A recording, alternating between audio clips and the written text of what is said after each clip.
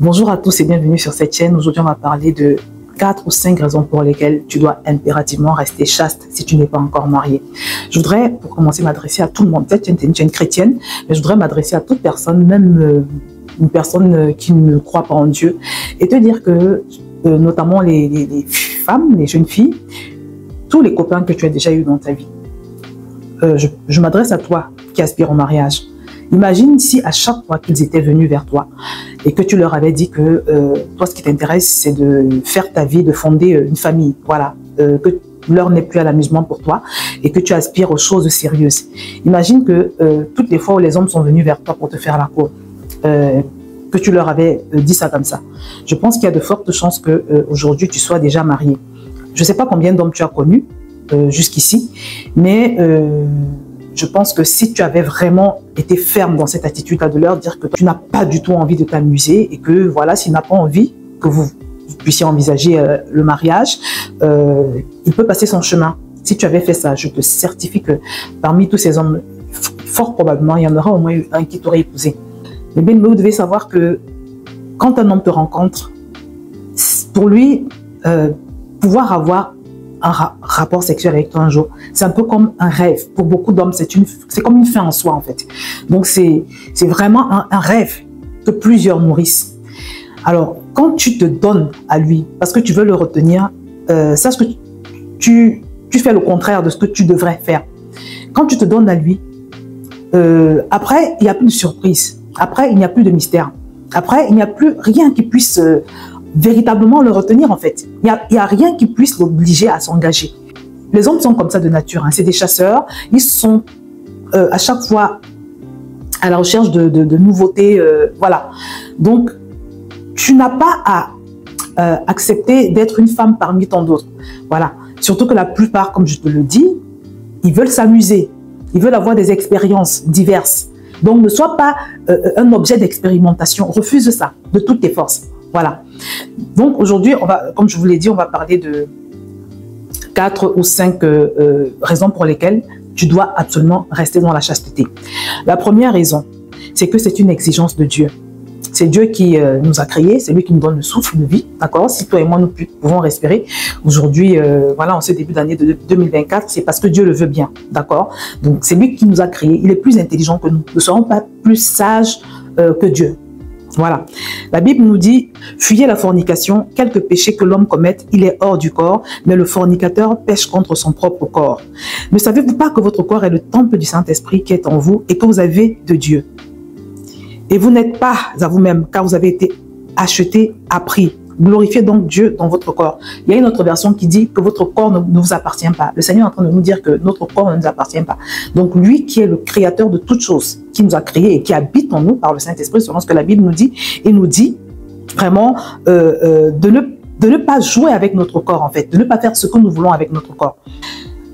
Colossiens 3, verset 5 nous dit « Faites mourir les membres qui sont sur la terre, l'impudicité, l'impureté, les passions, les mauvais désirs, la cupidité qui est une idolâtrie. C'est à cause de ces choses que la colère de Dieu vient sur les fils de la rébellion. » Donc en fait, à chaque fois que tu entretiens des rapports sexuels avec un homme, quelles que soient les circonstances, tu désobéis à Dieu et en fait, tu t'attires la défaveur du Seigneur. Tu t'attires même sa colère selon ce verset. Tu vois? Et ce n'est pas bien d'évoluer sous la colère de Dieu. On n'a pas besoin de vivre sous la colère de Dieu. On a au contraire besoin de vivre dans la faveur de Dieu. Toi et moi, nous avons besoin de la faveur de Dieu. Donc, c'est très important que tu comprennes que si tu respectes Dieu, si tu dis que tu es enfant de Dieu, tu es chrétien, tu es croyant, c'est important que tu t'appliques à pratiquer cette recommandation du Seigneur, cette instruction du Seigneur. La deuxième chose, c'est que c'est un enchaînement de la première raison pour laquelle tu ne devrais pas pratiquer la fornication, c'est que ça ouvre l'accès au diable. De toutes les façons, d'une manière globale, hein, qu'il s'agisse de fornication ou d'autres choses, à chaque fois que tu vas désobéir à une instruction de Dieu, tu vas voir que ça va t'apporter des problèmes. Parce que Dieu sait tellement de choses que nous ne savons pas. Il voit tellement de choses que nous ne voyons pas. Donc souvent, c'est un peu comme un enfant quand on lui dit de ne pas mettre sa main sur le feu, mais il veut faire sa propre expérience. Il va mettre sa main sur le feu et quand il se brûle, il réalise « Ah, mon papa avait raison de me dire de ne pas toucher au feu, ma maman avait raison. » Donc, en fait, Dieu est beaucoup plus intelligent que nous. Je n'arrêterai pas de le dire. Donc, quand on ne lui obéit pas, On perd sa couverture spirituelle en fait, on perd sa protection, on perd sa grâce, on perd sa faveur. Et qu'est-ce qui se passe? Satan entre en jeu. Vous allez vous rendre compte, même si vous êtes chrétien, et même je dirais plus encore si vous êtes chrétien, parce que celui qui n'est pas chrétien, celui qui n'a pas la connaissance, bon, ça va encore. Mais toi qui as la connaissance, il faut savoir que c'est encore plus délicat. Tu vas te rendre compte, imagine tu chemines avec ton fiancé, tu es au courant que Dieu n'est pas pour la fornication, mais bon, dans un moment où vous êtes oublié, ou je sais pas, parce que soi-disant tu l'aimes trop, c'est souvent les raisons que les jeunes filles donnent, tu vas te livrer à lui, tu te donnes à lui. Je t'assure qu'à partir de ce moment-là, tu vas te rendre compte que vous allez commencer à avoir beaucoup de disputes, vous allez rencontrer des obstacles que vous n'aviez pas avant, tu auras le sentiment qu'il ne t'aime plus, même au niveau de vos familles, bon, tu risques d'observer des réticences, au niveau de l'église aussi, votre famille spirituelle, les responsables qui étaient d'accord de votre relation, ils vont commencer à émettre des réserves, donc tu vas sentir comme un mauvais vent qui souffle. C'est souvent ce qui se passe, je vous assure, au moins 9 personnes sur 10 qui sont tombés dans ce péché-là, ils vont te dire la même chose. À partir du moment où ça s'est passé, c'est comme si vraiment toutes les portes ont été ouvertes aux démons. Et très souvent, ces relations-là vont se terminer comme ça, voilà, sans qu'il y ait une suite en fait. Parce que vous avez ouvert la porte à l'ennemi, qui ne s'est pas privé pour détruire toute chose. Et même si vous réussissez à vous marier, si vous n'avez pas confessé ce péché, alors ce qui va se passer, c'est que vous allez bâtir sur une mauvaise fondation. Donc, c'est très important, si vous avez commis cette faute, ce péché, de prendre le temps de le confesser, de prendre la peine de le confesser. Voyez, avec une autorité dans l'église, confessez-vous.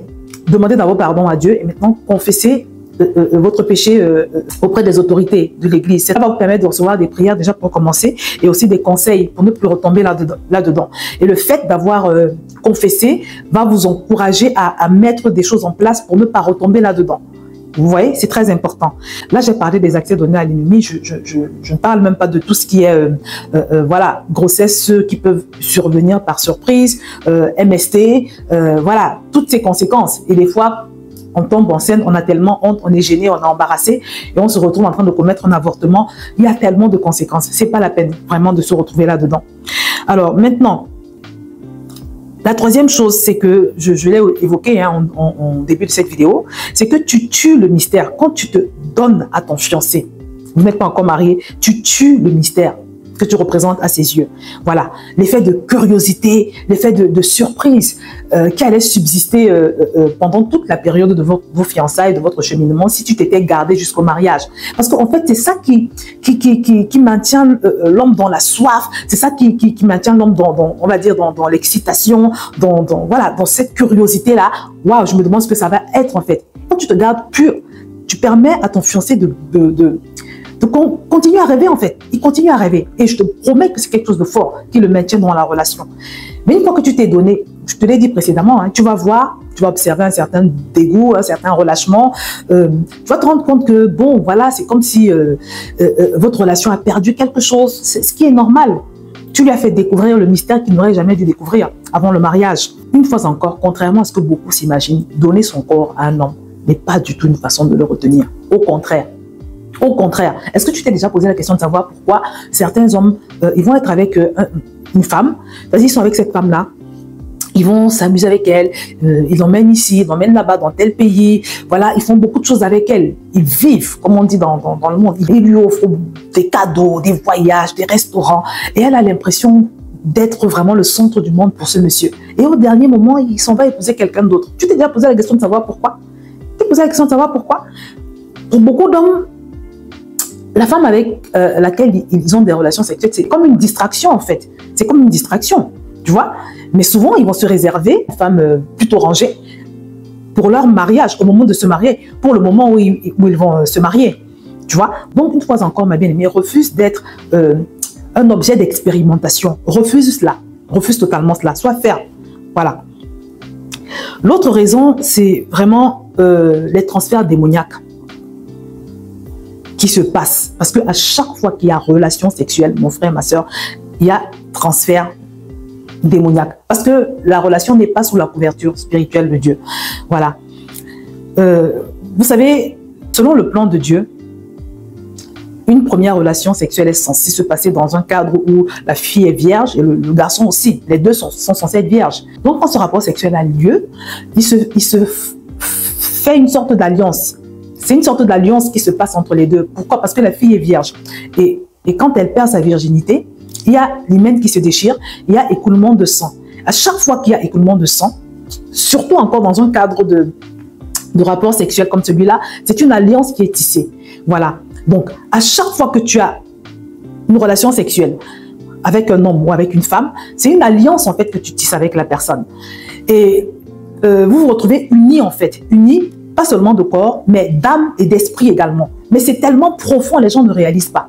Donc, ce que les gens font aujourd'hui là, à savoir aller de partenaire en partenaire. Aujourd'hui, je suis avec Judith, demain je suis avec Marie, après demain je suis avec Nathalie, ainsi de suite. Et voilà, pour les filles, aujourd'hui je suis avec Jean, demain je suis avec Benoît, après je suis avec quelqu'un d'autre. Benoît a déjà eu ses 60 relations avant toi. C'est-à-dire il a chopé tellement de démons dans ces 60 relations-là. Et maintenant, vous vous mettez ensemble. D'accord? Il te transfère ces démons. Et toi-même, les démons que tu as ramassés, je ne sais pas où, vous les passez en fait. C'est ce qui se... Je vous assure que c'est ce qui arrive. Quand vous avez ce genre de relations sexuelles illicites, selon Dieu là, c'est ce qui se passe. J'irai même plus loin en disant que, voilà, ça c'est une petite parenthèse que je fais, hein. C'est pour ça qu'il faut éviter d'aller dormir n'importe où, chez n'importe qui, de se passer des vêtements, ce genre de choses, parce que là également il y a des transferts démoniaques. Petite parenthèse, je connais une bien-aimée, une sœur en Christ, qui est partie une fois chez sa cousine. Sa cousine était, elle était attaquée, elle était très attaquée en fait, et elle avait un mal de tête qui était spirituel, c'était pas naturel, c'était démoniaque son mal de tête. Tout le monde la connaissait dans la famille, c'était très fort, et aucun médicament, aucune prescription médicale n'arrivait à calmer ce mal de tête. Donc un jour elle va chez sa cousine, c'était pour un week-end. Elles ont dormi dans le même lit et elle dit que le lendemain, elle s'est réveillée avec ce mal de tête. Ça faisait au moins 10-15 ans que ça s'était passé. Ce mal de tête ne l'avait jamais quitté. Donc, il s'est passé un transfert démoniaque parce qu'elle s'est couchée sur le même lit que la personne. Et elle venait dans mon ancienne église pour la délivrance. Elle voulait qu'on prie pour elle.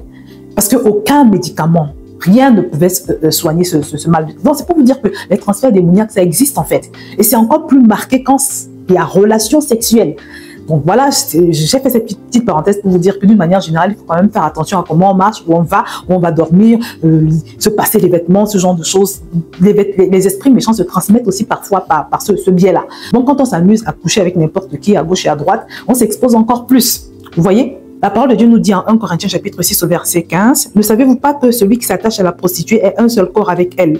Car, est-il dit, les deux deviendront une seule chair. Mais celui qui s'attache au Seigneur est avec lui un seul esprit. » Voilà. Donc, ce passage est clair. Hein? Il nous dit que celui qui s'attache avec la prostituée est un seul corps. Ça veut dire que pour Dieu, dans le rapport sexuel, il y a vraiment une union, quoi.